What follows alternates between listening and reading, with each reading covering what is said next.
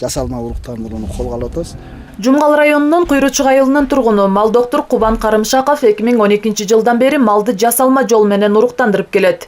Асыл тукум малга көбүрөөк басым жасайбыз. Себеби бүгүнкү күндүн талабы ушул деген каарманыбыз бүгүнкү күндө жеке эле Куйручук айыл эмес.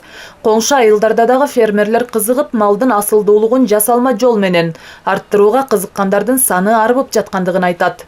1-2,5 жаштыктарын саткандар бар, ушу 110 миңге чейин. 70 миңден эң актыбай 50 миңге чейин саткандар бар да, мындай эркек торпокторду. Ургаачысын ошо уй кылабыз деп аракет кылып багып атышат. Анан ушул муну эми ушул боюнча токтотуп койбой, муну өркүндөтүш керек. Биз эми уруктарды ичиндеги азотун ушул бизге кичине тоскоолдуктар бар. Бияка алып келбей, биз Бишкектен алып келебиз да. Ошол жол киребиз, чыгымыбыз көп болгон үчүн ошол ага деле карабай өткөрүп атабыз. Жасалма уруктандыруу жолу менен алынган мал көлөмү жагынан жөнөкөй малдан айырмаланып турат. Андыктан келечекте асыл тукум уйлардын санын көбөйтүү айылдагы фермерлердин бирден бир максаты. Кыргыз уйларга караганда, кыргыз торпокторго караганда чоңураак да.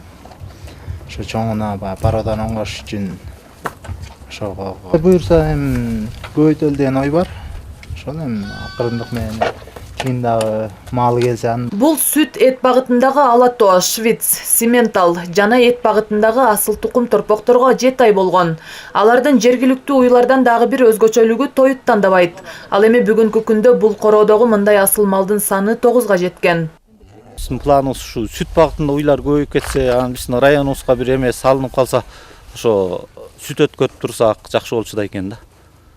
Ошо азыр сүт алган жер жок, бирок болбой эле районго уйлар сүтүн ошол жака алып барып сатып атабыз азыр. Буга чейин өкмөттүн Кыргызстандын пилоттук айыл аймактарындагы тубар уйларды жасалма жол менен уруктандыруу жана айылдык товар өндүрүүчүлөрдү жогорку сапаттагы асыл тукум уруктар менен камсыз кылуу жөнүндө жарлыгы чыгып, ага ылайык жерлерде сандан сапатка өтүү демилгелери ишке ашырылып келет.